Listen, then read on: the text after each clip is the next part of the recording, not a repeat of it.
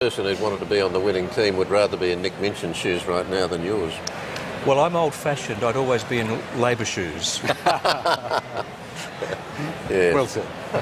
There are those who just want to be with the winner. We continue the seat run, and we're going to look at Moreton in one of the Brisbane suburban seats. This is one in the inner southern suburbs. Held by Labor, Graham Perrott. He took it at the last election. Margin of 6%. We got 52% of the vote counted. Yes, and at this stage, Graham Perrott is well ahead there on first preference votes. 16% for the Greens. That's quite a vote for Moreton. That's a very good result for the Greens. I haven't looked at this national figure for a while, but the Greens, 4.4% is the swing to the LNP in that electorate. We've got quite a good sample of booths there. On those figures, we've got the Labor Party ahead, Graham Perrott ahead.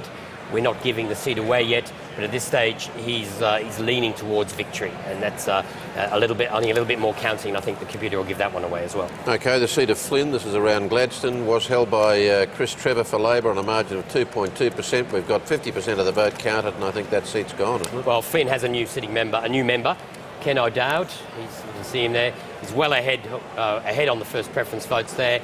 Quite a substantial vote there for Family First, actually 4.6. Not many Green votes in central Queensland by the look of it. Yes, when we factor in those booths, this is quite a diverse electorate. We've got 61 of 107 booths with preference counts, 6.5%. The LNP has gained that seat, and it has a new member in Ken O'Dowd. Okay, the seat of Gilmore on the New South Wales South Coast. Joanna Gash has held this for the Liberals since '96, but the Electoral Commission, with the redistribution, was threatening to take it away from her. On paper, a Labor seat on a margin of 0.4%, but she's back. She's back, yeah, no difficulty there. Not quite as big a swing as some. I think this is the same poll that was in the Illawarra Mercury the other day. She got 51%. When we factor in the information from where the booths are from in that electorate, the swing is about 4% to the Liberal Party. Joanna Gash, that's noted down as a Liberal Party gain because that's a seat that's currently notionally Labor held. Joanna Gash is back in the Parliament. Okay, the seat of Macarthur, where Pat Farmer lost his endorsement for the Liberals, was there from 2001. The redistribution also on paper has given it to Labor with 0.5% margin. You've got 45% of the vote counted, but again, back to the Liberals. Yes, and at this stage, what's costing Labor is the leakage of primary votes in this electorate. You can see there Russell Masson's got over 50% of the first preferences in that electorate.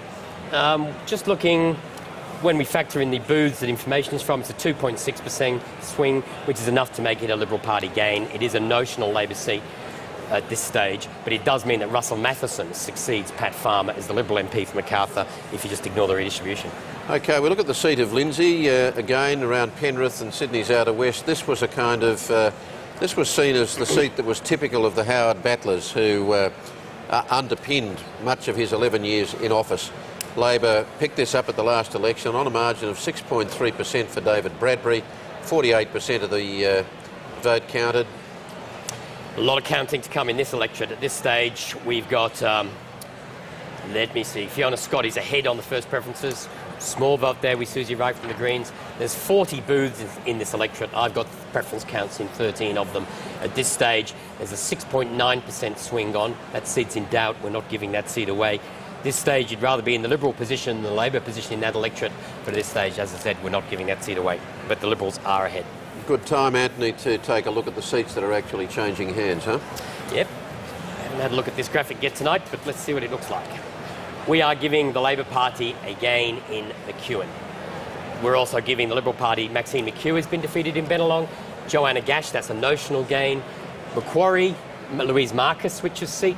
Bonner, Ross Vasta returns to Parliament. Dixon, Peter Dutton overcomes redistribution. In Flynn, Ken O'Dowd is the new LNP member for Flynn. Ford is an LNP gain. Bert Van Manen is the new member for Ford. And I think there's some more on the next page from memory. Yes, there are. We've got Herbert has been won by Ewan Jones, we saw earlier. Warren Entry's back in the Parliament after a massive swing in Leichhardt. And Wyatt Roy looks like being the youngest person ever elected to the House of Representatives in his electorate of Longman. Have we, just on Macquarie, have we got booths in from the mountains? Let me have a look. And while you're looking, I've just heard that there's been a mix-up of some sort involving the first 100 votes being counted in McEwen in Victoria. We're just waiting to get more information on it, but there's been apparently some sort of a mix-up. Whether Whether it becomes significant to the outcome is another matter. We'll find Kerry out. Greenway is another line ball seat in Western Sydney. With 10% counted, it's showing a 5.6% swing to us, and we need 5.7 to win it. So that's going to be a line ball seat all night. I we've think. got Greenway. I think Labor's back in front, just back in front. Greenway and Lindsay, I think, are both going to go down the wire. This is exactly as we've all predicted, isn't it? Indeed, It was going to be swinging all over the place, that the patterns were going to take time to emerge. Again, it reminds me of the South Australian election, Nick, because it was very much like that on the night. That's right, with a huge variation in swings and seats, potentially going both ways. I think I've been worried that Victoria is going to be the decider, and at this stage we have 3 seats at risk there, which means we have to win 20 everywhere else to be confident of winning government. So it's still very much in the Look, I think it's much tighter for us than it was for Mike Rand, even on the night. You're more nervous than Mike Rand was, huh? Can I raise an important point? Informal votes 5.6%, 6.6 in New South Wales. Is this the Mark Latham effect? I don't know if we won't know it afterwards. But that's, Sorry, I shouldn't laugh. That's the highest informal vote since '84 at this stage. And last time there was an increase in the informal vote, which was 2000. It was an increase in the blank votes when Mark Latham was Labor leader. So what you do tend to see in recent years is there does seem to be this increase in informal voting when people are unhappy. Sorry, you Well, I was going to say, it's now, I think, into can we pick up, how many seats can we pick up in Victoria? McEwen, I think, is ours. Aston and Latrobe, we're in the hunt there. Do you want me to do them or what? But too early. And you've got to hope, like Billy-O, that you hang on to Corangamite too. And Corangamite. And then it's the outlying states and territories. Solomon will be crucial. And then how we go in the west. Can we hang on to Hasluck? Can we pick up the notional Swan seat? Can we jag a Canning? Now, the odds in the end start to favour the other side, Stephen, when you start looking at all of those ifs and buts. You're in a very precarious position right now, Labor. I've been in tighter spots. When? I'll let you think on that. I'll come back to you. 01, 04. Was there something interesting on that phone call? Well, with 17.3% counted in Boothby, it's absolutely line ball. It's 50-50. So that's going to be like the Victorian seats, a seat to watch and could be critical at the end of the night. Sweaty palms, anyone? We early on, there was a chance that we might, cause Chris Pine some grief in Sturt, but he's bounced back. So, we essentially discounted any prospect of that some time ago. But we always thought Boothby was a prospect for us, that we were potentially in the hunt. So that one will end up in the same ballpark as Latrobe, Aston, etc. If just come back for a minute to the hung parliament situation, Nick, you can't actually count, even though the 3 independents from the old parliament are all from a Conservative background, essentially a National Party background. You can't count on them automatically, can you? No, we certainly can't. I mean, I hope we're not in hung parliament territory, but we can't assume that. And Tony Windsor has already said his inclination would be to go with the party with the plurality of seats, with more seats and more of the vote. And then there's the question of whether all 3 do go together or whether they break away, and who's likely to be the leader of that. So we certainly don't assume that. It means that we need, if it gets to that point, we need to have more seats than Labor to have any confidence that the 3 Conservative independents would support us. I've now got a definite loss of 13 Labor seats and a gain of 1. So that's 12, which gets Labor to 76. Now, the predictions I've got on, I've still got Labor with a 2-seat majority before WA comes in. If they lose a seat or 2 in WA, it's a hung parliament. What are your 12, Anthony? Brisbane, Macquarie in New South Wales, Macarthur in New South Wales, Herbert in Queensland, Longman in Queensland, Bonner in Queensland, Dawson in Queensland, Ford in Queensland, Gilmore in New South Wales, Flynn in Queensland, Bennelong in New South Wales, Dixon in Queensland, and Leichhardt in Queensland. And I've got McEwen as a gain. And at this stage, doubtful seats. Come on. Here it comes. No. I'll look at the other screen. No, here it comes. This is important. Boothby, Labor is ahead.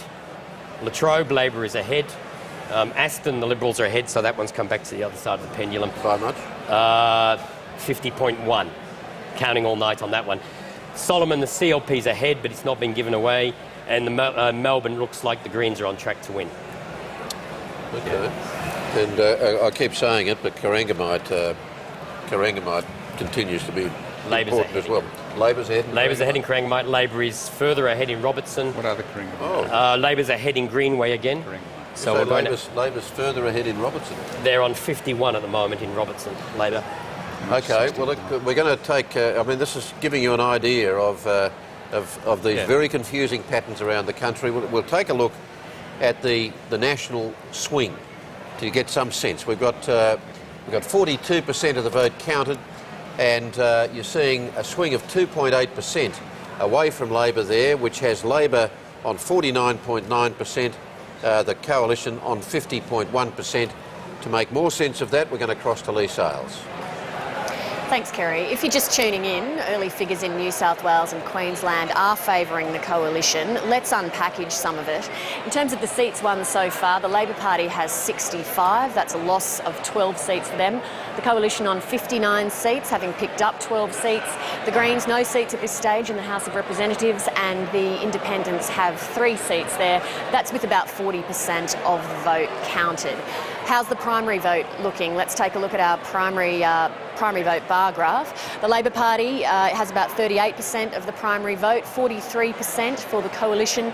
The Greens polling about 11.6% of the primary vote, and about 6.6% going to minor and other parties. In terms of the way that compares to 2007, we're seeing a 5.4% swing away from the ALP, a 1.6% swing to the Coalition, a 3.8% swing to the Greens, and you'd remember that obviously some Greens preferences are going to go back to Labor, a lot of Greens preferences will go back to Labor, and a 0.1% of a swing away from the other minor parties and independents. The Chamber, how is that looking at this stage of the night? The ALP has 65 seats, the Coalition 59, none for the Greens, as I said before, and also reiterating 3 seats for independents with about 40% of the vote counted.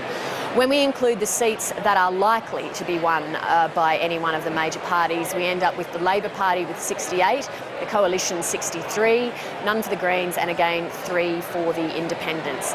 Now, everybody's expected that this election would be close, and that means the role of independents in the House of Representatives could be crucial, as we've been hearing. There are 3 independents currently. All 3 of them will be returned. Let's take a quick look at all of their seats. New England, Tony Windsor, he will be easily returned, a 4.4% swing to him with about a third of the vote counted, easily coming back in. In line on the New South Wales North Coast, Rob Oakeshott was going to easily hold on to that seat as well, a very popular local member. Kennedy, Bob Katter's electorate in North Queensland, with about a third of the vote counted, almost a 10% swing to Bob Katter there. Again, he will be easily returned. I want to mention a couple of seats in New South Wales that the panel were just talking about. They were affected by the redistribution I spoke about earlier. Now, the seat of Greenway, the boundaries were redrawn, and Labor would have been expecting to hold on to that seat pretty comfortably, but there is a 5.6% swing going on to the Liberal candidate there, which means it's a seat that's in doubt for Labor, so that would be causing some concern for them. The seat of Macquarie as well was another seat that was affected by the redistribution. The boundaries were substantially redrawn, and they really affected and cut back the margin for Labor.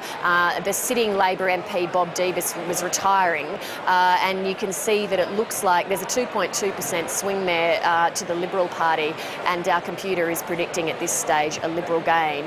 So a couple of seats there that Labor was hoping to hold, becoming real contests and difficulties.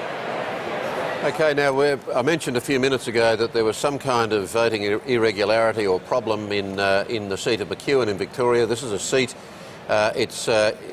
much of the seat is in the area of Victoria that was devastated by those bushfires last year, and was held by Fran Bailey. We'll just take a look at the seat before we cross into McEwen to find out what's gone on.